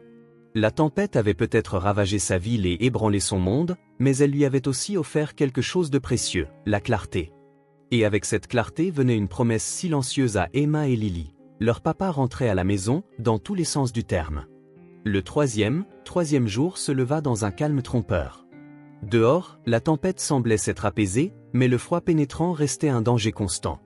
Jacques se réveilla avec l'estomac noué, non seulement par la faim, mais aussi par l'inquiétude. Leurs provisions touchaient presque à leur fin. En essayant de raviver le feu mourant, il entendit un gémissement étouffé. C'était Lily, blottie contre Emma, son petit corps secoué de tremblements visibles. « Emma » appela Jacques d'une voix douce, « Lily va bien ?» Emma, déjà éveillée et sur le qui-vive, leva vers lui des yeux emplis d'effroi. « Monsieur Jacques, elle est brûlante, elle n'arrête pas de trembler. » Le cœur de Jacques se serra. Avec précaution, il posa la main sur le front de Lily, brûlant de fièvre. « Bon sang » maugréa-t-il, tentant de rester calme pour Emma. « On dirait que notre petite guerrière a de la fièvre. »« Elle va s'en sortir ?» demanda Emma, la voix tremblante. Jacques força un sourire plein d'assurance. « Bien sûr. On va s'occuper d'elle, d'accord ? On est une équipe, tu te souviens ?» Emma hocha la tête, résolue, se glissant aussitôt dans son rôle d'assistante. Jacques fouilla sa mémoire, se rappelant ses années de secouriste. Une fièvre chez une enfant si jeune pouvait être dangereuse, surtout dans ces conditions. « Emma, j'ai encore besoin de toi comme assistante spéciale, » dit Jacques d'une voix posée. « Va chercher un peu de neige propre dehors, s'il te plaît. » Tandis qu'Emma partait en mission, Jacques examina Lily de plus près. Sa respiration était un peu laborieuse, ses joues cramoisies. Il jura à mi-voix, regrettant de ne pas avoir de thermomètre ni d'équipement médical adéquat. Emma revint bientôt avec une poignée de neige propre. Jacques la félicita, puis utilisa un chiffon propre trouvé dans le sac des filles pour créer une compresse froide. Ça aidera à faire baisser sa température, expliqua-t-il à Emma en plaçant la compresse sur le front de Lily. Il faudra la changer régulièrement. L'heure qui suivit fut un combat incessant. Jacques et Emma se relayèrent pour remplacer la compresse et essayer de faire boire à Lily de petites gorgées d'eau de neige fondue. La fillette oscillait entre un sommeil agité et de faibles gémissements, appelant sa mère. « Maman » gémit Lily, les yeux mi-clos. « Je veux maman » Emma, faisant preuve d'une force remarquable, lui tenait la main. « Maman ne peut pas venir maintenant, Lily, mais je suis là. Et Monsieur Jacques aussi. On va prendre soin de toi. » Jacques sentit une nouvelle fois un pincement au cœur devant la maturité et la compassion d'Emma. Au fil des heures, un nouveau problème surgit. Le chauffage de fortune que Jacques avait bricolé avec le fût d'huile commença à faiblir. Le froid, déjà intense, devint presque insupportable. Jacques savait qu'ils avaient besoin de chaleur, surtout avec Lily malade, mais les options étaient limitées. Son regard tomba alors sur la radio. C'était un choix déchirant. La radio était leur seule communication, leur meilleur espoir de secours, mais les batteries. Emma appela doucement Jacques. « Je dois prendre une décision difficile. Qu'est-ce qui est le plus important à ton avis? Essayer de contacter les gens dehors ou garder Lily au chaud ?» Emma observa sa petite sœur tremblante, puis la radio, puis revint à Jacques. Ses yeux montraient une compréhension bien plus grande que son âge. « Il faut d'abord s'occuper de Lily, pas vrai ?» Jacques hocha la tête, partagé entre la fierté et la tristesse face à la maturité forcée d'Emma. « Exactement. Parfois, on doit faire des choix difficiles pour protéger ceux qu'on aime. » D'un geste lourd, Jacques entreprit de démonter la radio. Chaque pièce retirée semblait peser une tonne dans ses mains. Mais le visage enfiévré de Lily et ses tremblements renforçaient sa détermination. En utilisant les batteries de la radio et quelques câbles, Jacques parvint à bricoler un petit chauffage électrique. Ce n'était pas grand-chose, mais la température autour de Lily augmenta sensiblement. « Monsieur Jacques » fit Emma après un moment, d'une voix faible et inquiète. « Et si personne ne nous retrouve maintenant ?» Jacques attira Emma contre lui, gardant une main sur le front de Lily. « Emma, souviens-toi quand on a réparé la radio, ça paraissait impossible, et pourtant on a réussi parce qu'on n'a pas abandonné. La vie est comme ça, parfois on a l'impression que tout est perdu, mais il faut continuer à y croire et à avancer. » Emma posa sa tête contre l'épaule de Jacques. « Comme être un ange gardien ?» « Exactement, » sourit Jacques, ressentant un élan d'affection pour cet enfant extraordinaire. « Et tu as été le meilleur ange gardien qu'on puisse imaginer. » Le temps s'écoula lentement. Jacques et Emma veillèrent sur Lily, changeant la compresse et murmurant des mots rassurants, luttant contre l'épuisement et la peur. En fin de journée, Jacques remarqua avec soulagement que la fièvre de Lily semblait enfin baisser. Sa respiration s'était faite plus régulière, et ses tremblements violents avaient diminué. « Je crois qu'elle va mieux » chuchota Jacques à Emma, qui luttait pour ne pas s'endormir. « Vraiment » demanda Emma, un sourire d'espoir éclairant son visage fatigué. « Oui » confirma Jacques. « Tu as été formidable, Emma. Maintenant, repose-toi, je m'occupe de Lily. » Emma se blottit à contre-cœur contre sa sœur, tenant toujours la main de Lily alors qu'elle s'endormait. Jacques les observa, partagés entre l'épuisement et la détermination. Ils avaient surmonté un nouvel obstacle, mais ils savaient que leur calvaire n'était pas terminé. Les réserves étaient presque épuisées, le froid restait implacable, et ils étaient désormais complètement isolés, sans radio. Pourtant, en regardant Emma et Lily, Jacques sentit sa résolution se renforcer. Il les protégerait, quoi qu'il en coûte. D'une manière ou d'une autre, ils allaient survivre à cette épreuve. Dehors, la tempête semblait enfin s'apaiser. Jacques n'avait aucune idée de ce que demain lui réserverait, mais pour la première fois depuis longtemps, il se permettait une lueur d'espoir. Peut-être, juste peut-être, l'aide était plus proche qu'il ne l'avait imaginé. Les véhicules spécialement équipés pour la neige rugissaient, leurs moteurs presque étouffés par le vent féroce. L'équipe de secours, composée d'hommes et de femmes chevronnés, expérimentés dans des conditions extrêmes, avançait lentement à travers l'immensité blanche, chaque mètre représentait une victoire sur la fureur de la nature.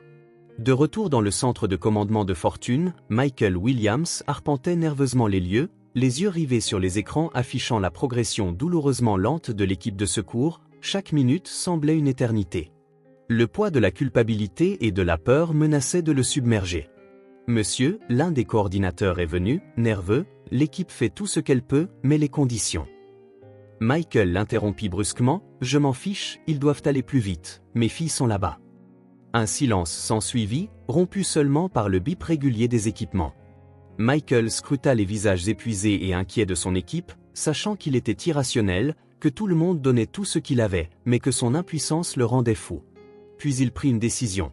Préparez un véhicule pour moi, je me joins à la recherche. La salle explosa en protestation. Monsieur Williams, c'est trop dangereux, nous ne pouvons pas risquer également votre sécurité. S'il vous plaît, reconsidérez. Mais Michael était résolu, j'ai assez attendu, ce sont mes filles là-bas, je me rends à l'entrepôt abandonné. La tension était tout aussi haute. Jacques fixait les derniers morceaux de nourriture avec un désespoir à peine dissimulé, il avait rationné à l'extrême, mais maintenant, il ne restait plus rien. La voix faible d'Emma interrompit ses sombres pensées, Lily a faim. Jacques força un sourire, dissimulant sa propre faim et inquiétude, que diriez-vous d'une histoire pendant que nous cherchons quelque chose à manger? Emma acquiesça, bien que ses yeux trahissent qu'elle en savait plus qu'elle ne le laissait paraître. Jacques s'assit entre les filles, les serrant contre lui, la chaleur de leur petit corps était réconfortante dans le froid mordant de l'entrepôt. Il était une fois, commença-t-il, d'une voix calme malgré le tumulte intérieur, une petite graine plantée dans le sol le plus dur et le plus froid que vous puissiez imaginer. Alors que Jacques déroulait son récit de persévérance et d'espoir, il gardait un œil attentif sur les filles. Lily, encore faible de la fièvre mais visiblement mieux, écoutait, les yeux écarquillés.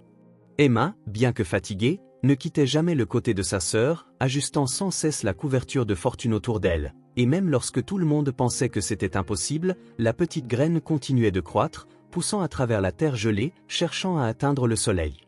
Jacques s'arrêta, submergé par une quinte de toux, il peinait à contenir le froid et la faim qui avaient raison de lui. « Monsieur Jacques ?» demanda Emma, la voix teintée d'inquiétude, « est-ce que ça va ?» Jacques acquiesça, forçant un autre sourire, « Ça va, ma chérie, juste un peu fatigué. » Où en étions-nous? Ah, oui. Il reprit son histoire, déterminé à remonter le moral des filles, même si son propre espoir vacillait à chaque mot de courage et d'optimisme. Jacques essayait de convaincre, non seulement les filles, mais aussi lui-même, que l'aide arrivait. Le temps s'égrenait lentement. Jacques alternait entre raconter des histoires, vérifier la température de Lily et s'occuper du feu qui faiblissait avec des ressources en diminution. Emma, montrant une force surprenante, ne quittait jamais le côté de sa sœur, aidant Jacques dans chaque tâche, aussi minime soit-elle. « Tu as été incroyable, ta sœur a beaucoup de chance de t'avoir », dit doucement Jacques, lors d'un moment de calme. Emma offrit un faible sourire, sa fatigue évidente. Maman disait toujours qu'il fallait veiller les uns sur les autres, surtout quand les choses sont difficiles. Jacques ressentit une douleur dans la poitrine, la maturité et la compassion de cet enfant ne cessaient de l'étonner, ta mère était une femme très sage. Alors que le soir tombait, Jacques pouvait sentir sa propre force diminuer. Le froid, la faim et le stress constant l'avaient épuisé, mais en regardant Emma et Lily, il trouva un réservoir de détermination dont il ne soupçonnait pas l'existence. « D'accord, les filles, » dit-il en mobilisant le reste de son énergie, que diriez-vous d'une dernière histoire avant de dormir? Celle-ci parle d'un chevalier courageux et de deux princesses intrépides qui affrontèrent le froid de l'hiver le plus glacial. Pendant que Jacques racontait son histoire improvisée, une partie de lui priait silencieusement, espérant que le secours arriverait bientôt, que les filles survivraient à cette épreuve, et qu'il aurait assez de force pour les protéger. Jusqu'à ce moment-là, sans le savoir, l'équipe de secours avançait sans relâche à travers la tempête, désormais dirigée par un père désespéré, déterminé à retrouver ses filles. La course contre la montre continuait, des vies innocentes en jeu, le hurlement du vent s'étant transformé en murmure, comme si la nature elle-même retenait son souffle. À travers l'horizon blanc, une silhouette sombre et imposante émergea, l'entrepôt abandonné. Michael Williams, le visage marqué par le froid et la détermination, fut le premier à sauter du véhicule enneigé, les yeux injectés de sang par l'épuisement et les émotions refoulées, scrutant frénétiquement la structure à la recherche du moindre signe de vie. « Emma! Lily !» cria-t-il, sa voix résonnant à travers l'étendue blanche. Le silence qui s'ensuivit fut assourdissant. Pendant un moment redoutable, le cœur de Michael s'abattit, et s'ils étaient arrivés trop tard? Puis ils l'entendirent, un faible bruit venant de l'intérieur de l'entrepôt. En quelques secondes, l'équipe de secours força l'entrée rouillée.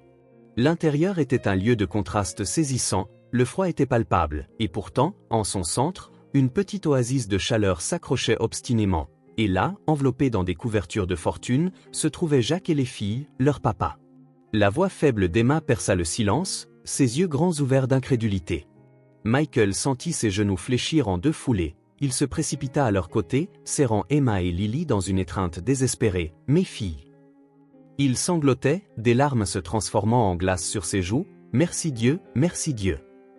Jacques regarda la réunion avec un mélange de soulagement et d'une douleur indescriptible, de tristesse, de perte, il n'en était pas certain. « Daddy, voici Monsieur Jacques, c'est notre ange gardien. » Michael, toujours enlacé avec ses filles, regarda enfin Jacques. L'homme devant lui semblait avoir vieilli de plusieurs années en quelques jours, son visage était émacié et pâle, mais ses yeux brillaient d'un mélange d'épuisement et d'un amour féroce pour les filles. « Monsieur Anderson » commença Michael, la voix étranglée, je ne sais pas comment vous remercier. Jacques hocha simplement la tête, incapable de parler, le stress cumulatif des jours passés, l'effervescence du sauvetage, tout menaçait de le submerger. L'équipe médicale se précipita, enveloppant Jacques et les filles dans des couvertures thermiques et les préparant pour le transport. Emma refusa de lâcher la main de Jacques, ses yeux suppliant silencieusement pour qu'il reste. « Ça va, Emma » murmura Jacques d'une voix rauque, « je suis là, je ne vais nulle part. » Le trajet vers l'hôpital fut un flou de sirènes et de lumières clignotantes. Michael ne détacha jamais ses yeux de ses filles, de peur qu'elles ne disparaissent s'il clignait des yeux, tandis que Jacques, pour sa part, luttait contre l'épuisement, déterminé à rester conscient jusqu'à ce qu'il sache que les filles étaient en sécurité à l'hôpital. La réalité commença à s'imposer. Pendant que les médecins examinaient Emma et Lily, Michael et Jacques se retrouvèrent seuls dans la salle d'attente, le silence entre lourd. Jacques prit la parole en premier, d'une voix basse et fatiguée. « Ce sont des filles incroyables, Monsieur Williams, courageuses, fortes. » Michael hocha la tête, la gorge nouée. « Grâce à vous, Monsieur Anderson, vous les avez sauvées. » Jacques secoua lentement la tête. « Non, Monsieur Williams, ce sont elles qui m'ont sauvé. » Un médecin entra avec des nouvelles rassurantes. Les filles étaient déshydratées et légèrement hypothermiques, mais elles se rétabliraient complètement, sans dommage permanent. Une fois les filles stabilisées et reposant, Emma insista pour raconter toute l'histoire, sa voix tremblant d'émotion alors qu'elle décrivait l'accident, le sauvetage audacieux de Jacques et leur jour dans l'entrepôt. « Monsieur Jacques nous racontait des histoires pour remonter le moral », expliqua Emma, les yeux brillants d'admiration. « Il partageait sa nourriture avec nous même quand il avait faim, et quand Lily tombait malade, sa voix se brisait, il prenait soin d'elle comme si c'était sa propre fille. » Michael termina doucement, l'ampleur du sacrifice de Jacques le frappant de plein fouet. Jacques, à l'aise avec les éloges, changea de sujet. « Monsieur Williams, il y a quelque chose que vous devez savoir, » dit Jacques d'une voix calme et tendue, et il raconta à Michael au sujet de Sarah, de sa lutte contre le cancer, de leurs difficultés. Il ne mentionna pas spécifiquement Central Hospital, mais la douleur dans sa voix était indéniable. Michael écouta en silence, ressentant le poids des mots de Jacques. Il y avait quelque chose là, une connexion qu'il ne parvenait pas encore à saisir pleinement, mais qui le rendait inexplicablement coupable. Emma, sentant la tension, serra la main de Jacques. « Monsieur Jacques, ne soyez pas triste. Maman disait toujours que parfois de mauvaises choses arrivent pour que nous puissions ensuite faire de bonnes choses. » Les mots simples de l'enfant frappèrent les deux hommes. Jacques laissa enfin couler les larmes qu'il avait retenues si longtemps. Michael, à son tour, sentit une résolution se former dans son cœur. « Monsieur Anderson, Jacques, » commença Michael, la voix tremblante légèrement, « je ne peux pas imaginer ce que vous avez traversé, mais je veux que vous sachiez que je vous suis éternellement reconnaissant pour ce que vous avez fait pour mes filles. S'il y a quelque chose, absolument n'importe quoi que je puisse faire. » Jacques regarda Michael, voyant le regret sincère dans ses yeux. Pendant un moment, il envisagea de lui raconter tout au sujet de Central Hospital, comment les décisions de Michael avaient impacté sa vie, mais en regardant Emma et Lily, et l'espoir dans leurs yeux, il décida que cette conversation pouvait attendre. Prenez simplement bien soin d'elle. Jacques dit finalement, « Vous êtes spéciaux. » Michael hocha la tête solennellement, « Je le promets, et Jacques, tu seras toujours le bienvenu dans nos vies, ta famille désormais. » Emma, qui avait entendu, sourit radieusement, « Tu vois, Monsieur Jacques, je t'avais dit que tu étais notre ange gardien, maintenant tu es notre ange gardien pour toujours. » Les mots de la fille apportèrent des sourires fatigués mais sincères au visage des deux hommes. Dehors, la tempête avait enfin cessé, cédant la place aux premiers rayons du soleil. C'était comme si la nature elle-même signalait le début d'un nouveau chapitre, d'un voyage tout juste commencé. Pendant que les filles dormaient enfin en sécurité, Jacques et Michael restèrent à leur chevet, protecteurs silencieux. Tous deux savaient qu'il restait beaucoup à dire, beaucoup à résoudre, mais pour l'instant, ils étaient unis dans la gratitude et le soulagement, un lien inattendu forgé dans la tempête, promettant de transformer leur vie de manière imprévisible. Quelques jours après le sauvetage dramatique, la vie à Millbrook commença à revenir à la normale. La neige fondit progressivement, révélant une ville transformée non seulement par la tempête, mais aussi par les événements extraordinaires qui s'étaient déroulés. Jack Anderson était de retour dans son garage, essayant de reprendre sa routine, lorsqu'il reçut un appel inattendu. C'était l'assistante personnelle de Michael Williams qui l'invitait à une réunion dans le bureau du magnate de la technologie. Le cœur lourd et envahi d'émotions contradictoires, Jack se retrouva devant le gratte-ciel imposant abritant le siège de William Tech. Le contraste entre sa combinaison de mécanicien usé et les alentours luxueux ne pouvait être plus frappant. « Monsieur Anderson », dit la voix de Michael dès que les portes de l'ascenseur s'ouvrirent au dernier étage, « veuillez entrer ». Le bureau était exactement tel que Jack l'avait imaginé, spacieux, moderne, avec une vue panoramique sur la ville.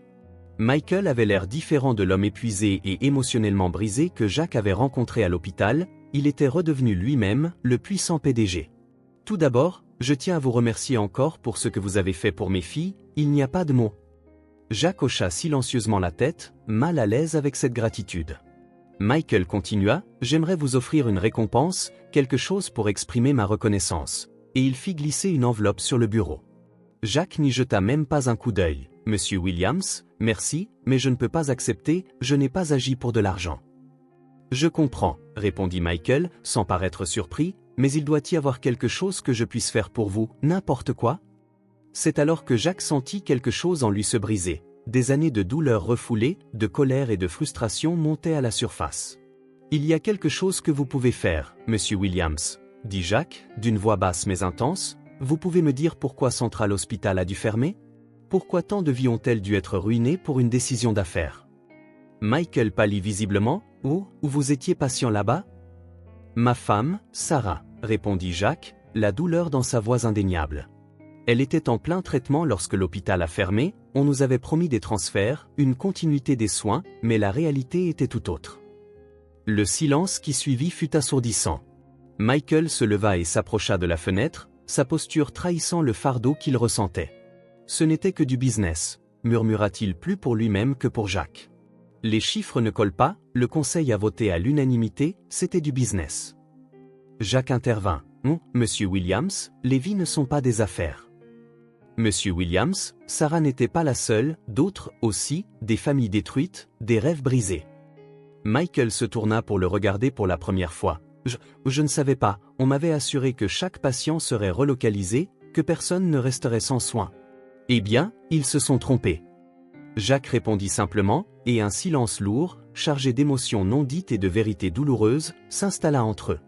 Finalement, Michael rompit le silence. « Jack, j'ai commis une terrible erreur, » admit, la voix chargée de regrets, non seulement concernant l'hôpital, mais tant d'autres choses dans ma vie. J'ai laissé des chiffres sur une feuille de calcul éclipser le véritable coût humain de mes décisions. Jack étudia l'homme devant lui, voyant pour la première fois non pas un PDG puissant, mais un être humain aux prises avec le poids de ses choix. Michael continua. « Ces derniers jours, depuis le sauvetage, j'ai beaucoup réfléchi à mes priorités, à l'héritage que je veux laisser derrière moi. J'ai pris une décision. » Il retourna à son bureau et ouvrit un dossier. « J'allais construire un nouveau complexe d'affaires sur l'ancien site de Central Hospital, mais maintenant, révéla-t-il en montrant des plans, je cancelle ce projet. À la place, j'ai l'intention de rouvrir Central Hospital. » Le cœur de Jack battait la chamade. « Rouvrir ?» Michael hocha la tête, la détermination éclairant ses yeux, non seulement le rouvrir, mais le transformer en un centre médical ultramoderne, avec un programme d'assistance accessible, un lieu où personne ne serait refusé faute de moyens de paiement. Jack resta momentanément sans voix, submergé par l'ampleur de ce que Michael proposait. « Il y a autre chose, » continua Michael, « je veux que vous dirigiez ce projet. »« Moi, Jack ?» demanda Jack, stupéfait. « Mais je ne suis qu'un mécanicien, je ne sais rien de la gestion d'un hôpital. » Michael sourit pour la première fois depuis le début de la conversation. « Vous êtes bien plus que cela, Jack. Vous avez de la compassion, de l'intégrité et une compréhension des véritables besoins des gens. C'est exactement ce dont ce projet a besoin. » Jack hésita, totalement pris au dépourvu. « Ce ne sera pas facile, » avertit-il, « il y aura de la résistance, de la paperasserie. » « Je sais, » répondit Michael, « mais ensemble, nous pouvons y parvenir. Sarah l'aurait voulu, nous pouvons nous assurer que ce qui lui est arrivé ne se reproduise jamais. » La mention du nom de Sarah frappa Jacques de plein fouet, il pensa à son sourire, à sa force douce même dans les jours les plus sombres. Que dirait-elle si elle était ici maintenant? Pourquoi moi? Demanda finalement Jacques, après tout, pourquoi me confier cela? Michael se redressa et se tint face à face avec Jacques. Parce que vous avez fait ce que j'aurais dû faire il y a longtemps. Vous avez mis les gens en premier, vous avez risqué votre vie pour mes filles, des inconnus pour vous, sans rien attendre en retour. C'est le genre de leadership dont le nouveau Central Hospital a besoin. Jacques resta silencieux pendant un long moment, pesant l'offre, il pensa à Sarah, à la façon dont elle l'avait toujours poussé à faire plus, à être plus. Il pensa à Emma et Lily, à la façon dont leur vie s'était tellement entremêlée avec la sienne de la manière la plus inattendue, et il pensa à toutes les autres Sarah, là-bas, des personnes ayant besoin d'espoir. Enfin, Jacques tendit la main pour Sarah, et dit d'une voix résolue. Pour vos filles et pour chaque famille qui a besoin d'aide, j'accepte.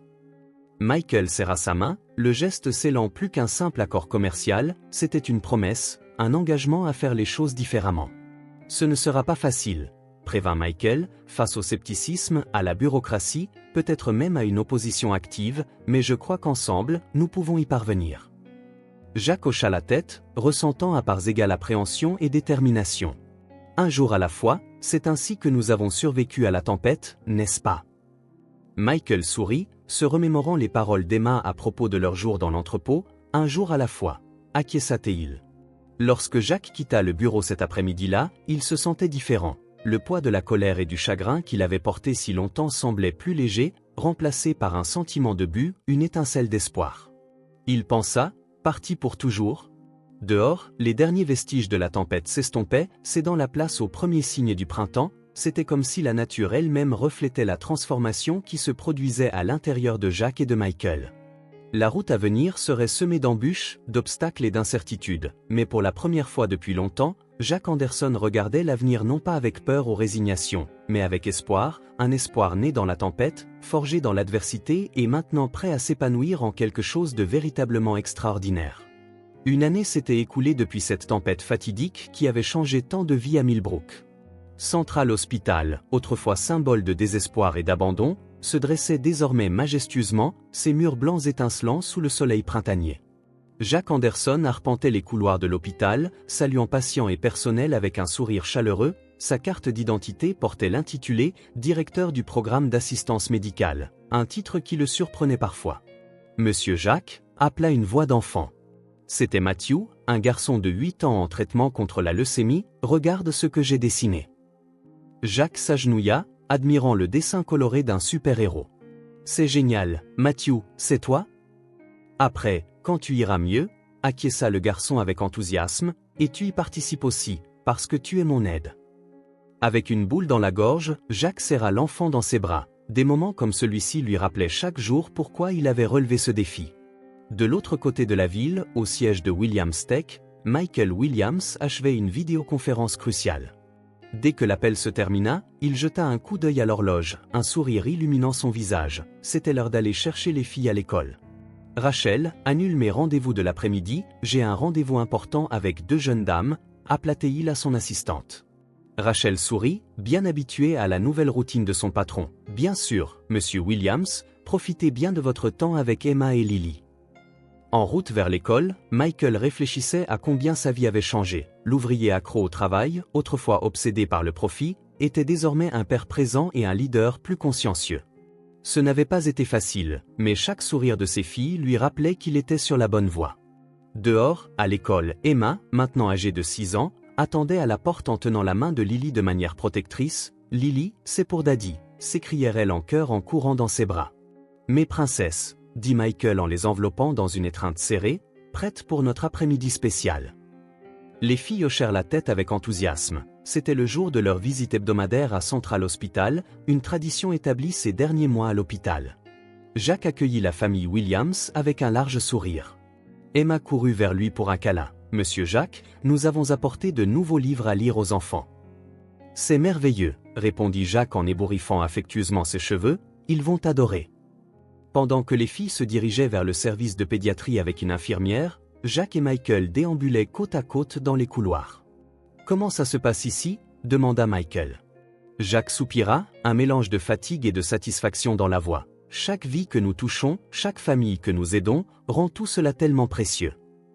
Michael hocha la tête, comprenant, je sais exactement ce que tu veux dire, voir l'impact que nous avons, c'est quelque chose que l'argent ne peut pas acheter. Ils s'arrêtèrent devant une grande fenêtre donnant sur un parc hospitalier récemment construit, où des enfants jouaient, des patients en convalescence faisaient leurs premiers pas après la chirurgie, et des familles trouvaient du réconfort au cœur de batailles difficiles. Tu sais, Jacques, commença Michael d'une voix basse et réfléchie, il y a eu des moments, après avoir perdu Sarah, où j'ai pensé que je ne retrouverais jamais de sens à ma vie, et puis cette tempête. Michael posa une main sur l'épaule de Jacques. Parfois, les tempêtes de la vie nous jettent exactement là où nous devons être. Jacques sourit, se remémorant les mots qu'il avait un jour dit à Emma durant ses jours passés dans l'entrepôt, un jour à la fois, non? Un jour à la fois, reprit Michael.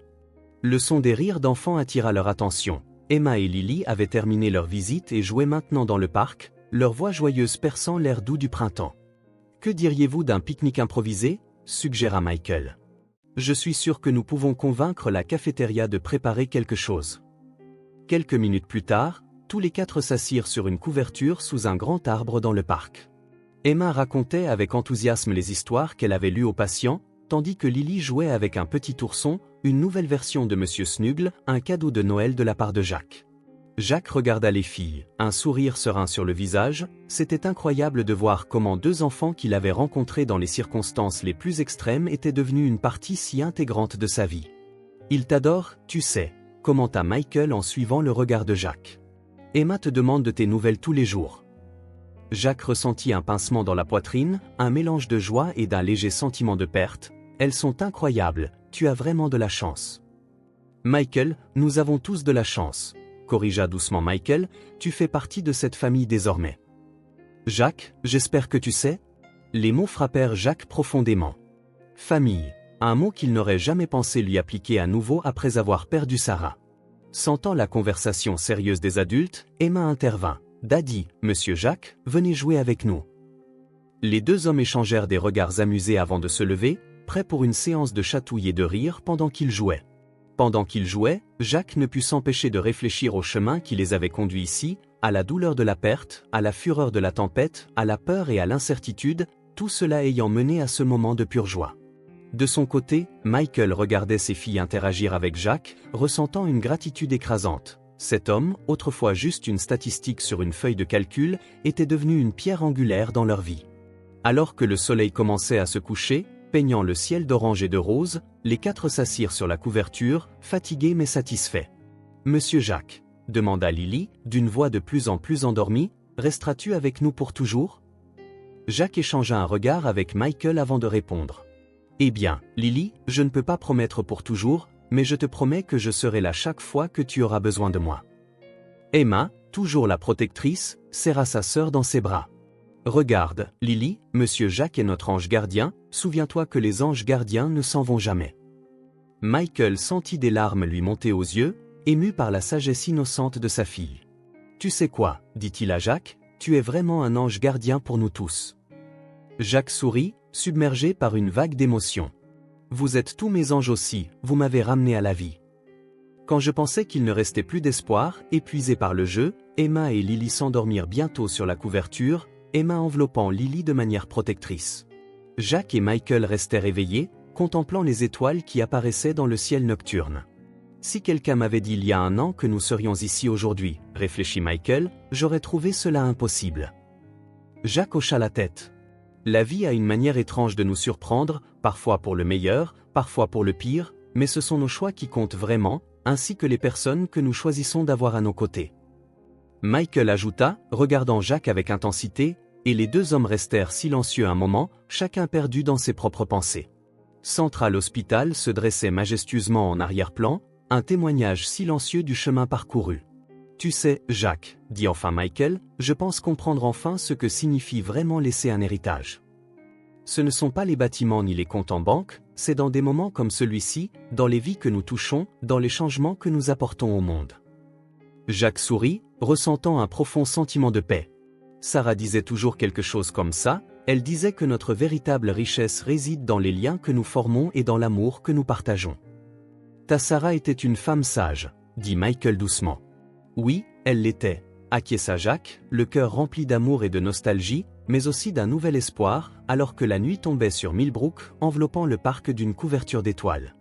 Jack Anderson et Michael Williams étaient assis côte à côte, gardiens silencieux de deux filles endormies et d'un avenir débordant de promesses.